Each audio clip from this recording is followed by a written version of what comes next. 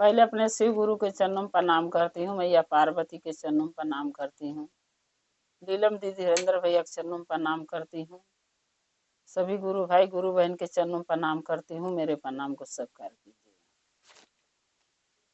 गुरु भाई गुरु बहन एक कथा सुनाने जा रही हूँ, कृपा करके कथा को ध्यान से सुनिएगा। ध्यान से सुनने से ज्ञान मिलता, आधी अधूरी कथा नहीं सुनना चाहिए, क्योंकि शिव गुरु का अपमान होता है। पूरा कथा सुनने से कथा के रहस्य के बारे में पता चलता है और ज्ञान भी मिलता है, इसलिए कथा को पूरा सुनना चाहिए। अगर मेरा ये कथा अच्छा लगेगा आपको तो कमेंट में लिख के जरूर भेजिएगा। चैनल को सब्सक्राइब कर लीजिएगा कि जो भी मैं वीडियो डालती हूँ आपके पास पहुँचते रहे। आप हमारे ऐसे कथा देखते रहें, वीडियो द्वारा आप हमेशा बने रहें। एक गांव में देवरान जेठान रहती थी। देवरान जेठान रहती थी, दोनों अलग थी। तो जो जेठान थी उसका पति अच्छा खासा कमाता भी था और उसके बाल बच्चे भी ठीक थे, पढ़ने लिखने में हर चीज में, घर परिवार भी सही था, यानी खाने पीने का कोई कमी नहीं था। लेकिन जो देवरानी थी वो बहुत गरीब थी, क्योंकि उसका जो पति था दिन भर काम करता था, अगर 200 का काम करता था तो 100 रुपया पीने में गंवा देता था, 100 रुपया घर में देता था। तो उसको दिक्कत होता था घर परिवार चलाने में, खाने में, पीने में, बच्चों के देखभाल करने में। तो वो हर तरह से परेशान रहती थी। लेकिन वो जो छोटी वाली देवरानी उसकी थी, वो शिव की शिष्या थी, यानी शिव गुरु पर भरोसा विश्वास बहुत करती थी। उसको कहीं कहीं लगता था कि महादेव जो हैं एक न एक दिन हमारे ऊपर दया जरूर करेंगे। कहीं भी चर्चा भजन होता था तो कोई भी चर्चा भजन वो छोड़ती नहीं थी। लेकिन जो देवरानी जेठानी थी वो शिव चर्चा में नहीं थी, क्योंकि वो हमेशा यही कहती थी जब हमारे पास सब कुछ है, आदमी भी अच्छा खासा कमा रहा है, एकड़ पियक्कड़ नहीं है, बाल बच्चे भी अच्छे पढ़ लिख रहे हैं, घर है परिवार है सही से सब कुछ है, धन दौलत रुपया पैसा, तो हम क्यों चर्चा भजन करने जाए। तो देवरानी को हमेशा वो बोलती रहती थी कि तू तो चर्चा भजन में जाती है, महादेव के इतना नाम लेती है, पूजा पाठ करती है, तो अपने शिव गुरु से क्यों नहीं मांगती है धन दौलत रुपया पैसा, उन्हीं से मांग लिया कर। वो कहती थी मांगने से थोड़ी न मिलता है, हम कुछ भी नहीं मांगते हैं, लेकिन एक दिन महादेव हमके जरूर देंगे, हमारी दुख हमारी परेशानी जरूर समझेंगे। तो हमेशा देवरानी उसकी जेठानी कहती थी देवरानी को कि कहिया तेरा शिव गुरु सुनेंगे। इसके मतलब जो है कि तू यानी आँख मूंद के अंधा विश्वास कर रही है महादेव पर कि महादेव शिव गुरु सुनेंगे और तेरे को देंगे। तो बोली नहीं दीदी, जेठानी बोली, देवरानी बोली जेठानी से कि नहीं दीदी ऐसी बात नहीं है, बात यह है कि आपके पास सब कुछ है तो आप जो है महादेव पर नहीं भरोसा करती हैं, क्योंकि आपको लगता है कि आपके पास सब कुछ है तो हमके पूजा पाठ करने से कोई फायदा नहीं है। लेकिन हमारे पास कुछ नहीं है तो आपको लगता है कि हम धन के लिए पूजा करते हैं, नहीं, हम मन हमारा करता, हमारा आत्मा करता, हमारा दिल करता है कि हम शिव के गुरु बनाएं, उनका शिष्या बने, उनका पूजा पाठ करें, 3 सूत्र का पालन करें, सो मैं करती हूँ। लेकिन आपके सोच अलग है तो इसमें मैं क्या कर सकती हूँ, कुछ नहीं कर सकती। तो जहां भी चर्चा भजन होता था तो छोटी वाली जो देवरानी थी वो अपने पति से छुपे छुपाई जाती थी, क्योंकि उसका पति जब पियक्कड़ इंसान होता है तो उसको कोई चीज में भरोसा विश्वास नहीं रहता है, तो उसका पति यानी महादेव पर भरोसा नहीं करता था।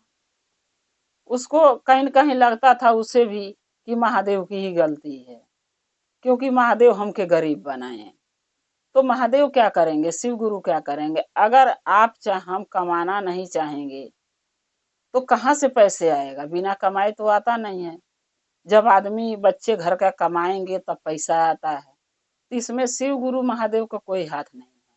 अगर व्यक्ति नहीं कमाना चाहता है तो गरीब तो रहेगा, जब मेहनत करेगा कमाएगा तो जरूर अमीर बनेगा एक न एक दिन। तो अमीर बनने के लिए कुछ पसरेमई कुछ मेहनत करना पड़ता है, तब इंसान आगे बढ़ता है। और सच के राह पर चलने में कठिनाई बहुत है, क्योंकि इंसान सच के राह पर चल के दुख बहुत उठाता है। जब हम सच्चाई की राह पर चलते हैं तो हमको कठिनाई का सामना करना पड़ता है। और हमारे महादेव जो हैं वो भी परीक्षा लेते हैं कि देखूं हमारी शिष्या हमारे दुख से परेशान हो के, अपने दुख से मानो जो उसको दुख है उससे परेशान होके हमारा चर्चा भजन पूजा पाठ छोड़ देती है कि करती है। तो जो लेडीज चाहे जो गुरु भैया अगर करते रहते हैं तब तो एक न एक दिन महादेव खुश होते हैं उनके ऊपर कि इतना दुख काट के भी ये हमारा चर्चा भजन और 3 सूत्र का पालन नहीं छोड़ी। और जो और जैसे गुरु भाई गुरु बहिना छोड़ देते हैं कि भाई इतना पूजा पाठ बहुत से गुरु बहिना करती हैं ना, पूजा पाठ तो करती महादेव क्या देते हैं, हमारा दुख है नहीं कम हो रहा, हमारा परेशानी नहीं कम हो रहा है, तो वो छोड़ देती हैं। कुछ दिन करेंगी फिर छोड़ देंगी, फिर जब दुख कष्ट ज्यादा पड़ेगा तो फिर भगवान के मंदिर में पहुंच जाती हैं। तो जब दुख में हम याद महादेव का करते हैं तो सुख में क्यों नहीं। वैसे भी तो सच्चाई की राह में तो कठिनाई होता ही है, तो हकीकत है, तो दुख से क्यों घबराना। अरे जब नसीब में दुख है तो है, जब सुख लिखा होगा तो सुख आ जाएगा।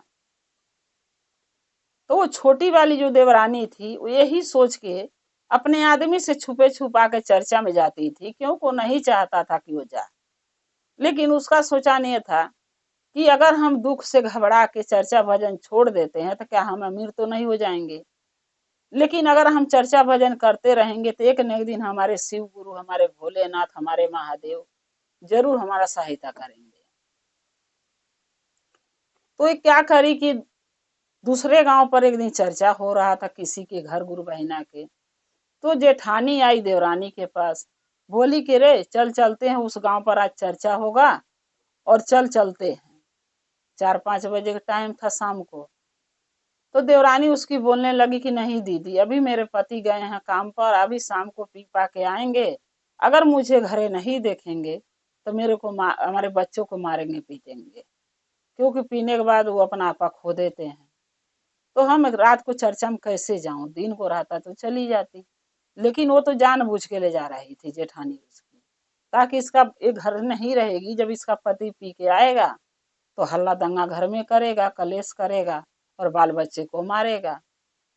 कुछ औरतें होती हैं गुरु भाई गुरु बहना, जो दूसरे के घर में अगर कोई बात होती है, मार पीट झगड़ा लड़ाई, तो उनको बहुत आनंद आता है सुन के, सोचती हैं भले हो रहा है।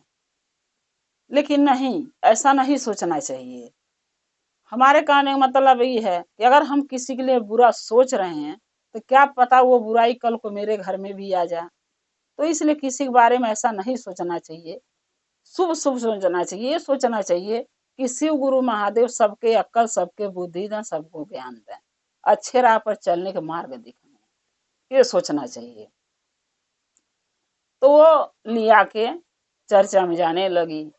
तो पहले तो मना करी देवरानी, लेकिन फिर बाद में सोची कि अगर हमारे भोले बाबा का, हमारे महादेव का चर्चा, हमारे शिव गुरु का है, जब हम 30 दिन कहीं न कहीं होता चली जाती हूँ, एक दिन नहीं छोड़ती हूँ चर्चा भजन, तो इतनी टाइम शाम को यहाँ हो रहा था, कैसे छोड़ दूँ। वो चली गई उसके साथ, लेकिन गई तो, लेकिन सोचती रही कि ऐसा न हो कि मेरे पति पी पा के आए और अड़ोस पड़ोस में लड़ाई कर दें, चाहे बच्चे के मारे पीटे। तो बच्चों के समझा के गई कि अगर तुम्हारे पापा आएंगे तो मेरे पास फोन कर देना, नहीं तो चुपचाप सो जाएंगे, तब फोन मत करना, नहीं तुम लोगों को मारे पीटे चाहे किसी पड़ोस में लड़ाई झगड़ा करें तो हमें फोन करके बता देना। बच्चे बोले ठीक है। अब चली गई चर्चा में, और चर्चा खूब बढ़िया से हो रहा था, खूब अच्छा से जमा हुआ था। लेकिन उसको घर का ही प्रॉब्लम का चिंता था। बैठी थी तो वो चर्चा में महादेव का नाम लेती थी, भजन कर रही थी, कीर्तन थी, चर्चा कर रही थी। लेकिन कहीं न कहीं जब घर में कलेश होता है तो आदमी का दिमाग जरूर घर पे लगा रहता है। तो यही सोचती थी कि खाना भी नहीं बनाई हूँ, अगर वो पी पा के आ गए तो बच्चों के मारेंगे पीटेंगे और खाना खोजेंगे तो कहाँ से मिलेगा। ये सोचती थी और चर्चा में बैठी रहती थी। अब बच्चे फोन नहीं किए, क्योंकि उसका आदमी जब आया पी के तो चुपचाप सो गया, क्योंकि नशा में ज्यादा था। तो बच्चे फोन नहीं किए तो और टेंशन में हो गई कि बच्चे फोन भी नहीं किए, न पता क्या हुआ। लेकिन चर्चा में से वो उठ के, देवरानी जेठानी उसकी बोली कि अगर तुझे इतना चिंता लग रहा है घर का, तो तू चल जो उठ के, हम बाद में आ जाएंगे, खत्म होगा तो प्रसाद लेके। तो देवरानी बोली नहीं दीदी, अगर हम महादेव के चर्चा में बैठे हैं, जो भी हो जाए, लेकिन जब तक चर्चा विराम नहीं होगा तब तक प्रसाद नहीं मिलेगा, जब तक मैं यहाँ से नहीं जाऊंगी। चाहे घर में जाऊंगी तो बहुत मेरे आदमी गुस्सा में रहेंगे तो दो चार झापड़ मार ही लेंगे, और क्या करूंगी, मार खा लूंगी। लेकिन महादेव का हम आधी अधूरा चर्चा छोड़ के नहीं जाएंगे, जब तक विराम नहीं होगा जब तक रहेंगे। जेठानी बोली ठीक है, तब चर्चा में ध्यान दे। बोली ठीक है, चर्चा में ध्यान तो दे रही हूँ, लेकिन घर पे तो बच्चे हैं, आदमी हैं, तो थोड़ा दिमाग बट रहा मेरा। तो मैया पार्वती और महादेव कैलाश पर बैठे हुए थे। सारे चीज देख रहे थे महादेव कि हमारी शिष्या चर्चा में तो है, बैठी है, चर्चा कर भी रही है, भजन भी कर रही है, सुन भी रही है, दया भी मांग रही है, लेकिन उसका डर कहीं कहीं घर पे लगा हुआ है। उसका पति पी के आके घर में कलेश ना करे, बच्चों के मारे न पीटे न कुछ बोले न, इसलिए कहीं कहीं उसका मन घर पे लगा है। तब महादेव जो थे बैठे बैठे कैलाश पर मैया पार्वती से बोले कि हे पार्वती, एक बात तुमसे कह रहा हूँ, क्या करोगे? एक काम दे रहा हूँ। बोली क्या काम है, बताइए भोलेनाथ। मैया पार्वती महादेव से बोली। तो भोलेनाथ बोले कि देखो, ये जो हमारी शिष्या है वो चर्चा में तो बैठी है, लेकिन उसका घर मन जो है, मन चर्चा में नहीं लग रहा, उसका मन घर पे है, क्योंकि उसका पति पीता है, जो भी कमाता है आधा सुपर पी आता, थोड़ा बहुत घर में पैसा देता है। अब वो सोच रही है पता नहीं पूरे पैसे पी के आएंगे कि बचा के भी लाएंगे, बच्चे के मार रहे हैं कि पीट रहे हैं, कैसे हैं कोई पता नहीं है। और चर्चा में बैठी है लेकिन उसका मन घर पे है। अगर एक काम बता रहा हूं, अगर तुम कर दो तो शायद उसका मन चर्चा में जो कर रही है अपन चर्चा छोड़ के न जा। पार्वती बोली क्या करना है? महादेव बोले कि ऐसा करो कि उसके घर चलते हैं, दोनों में जने मिल के, शिष्या के हमरे। तो मैया पार्वती बोली वहां जा क्या करेंगे? तब महादेव बोले कि कुछ काम मैं कर लूंगा, भेष बदल के चलेंगे, और कुछ काम तुम कर लेना। जैसे मान लो झाड़ू बहारू मैं कर दूंगा बूढ़ा बन के, और झाड़ू पोछा और खाना तुम बना लेना, तो दोनों मिलके काम कर देंगे, और उसके पति के खाना वाना भी खिला देंगे। तुम वो जो शिष्या हमारा है उसका रूप धारण कर लो, और हम जो है उसके पति के रूप धारण कर ले रहे हैं। तो ऐसे करके हम जो मिलजुल के करेंगे तो सही रहेगा। तो फिर मैया पार्वती बोली कि अगर उसका पति आपको सामने पाएगा अपने ही रूप में तो क्या सोचेगा? तो महादेव बोले कि नहीं, उसको सोचने का मौका ही नहीं मिलेगा ना, क्योंकि वो तो पी के सोया हुआ है। बस हमें इतना ही करना है कि जो काम वो रह के घर पे करती थी, और आज वो चर्चा में हमारे बैठी हुई है और उसका काम नहीं हुआ है।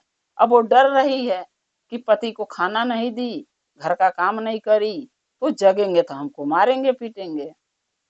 सो वो काम कर आते हैं, तुम खाना बना लेना, हम बाहर का काम कर लेंगे, और बच्चों के खिला के सुता देंगे, और उसका पति जगेगा तो उसको भी तुम खाना दे देना, क्योंकि उसकी पत्नी के रूप में रहोगे तो पहचानेगा भी नहीं।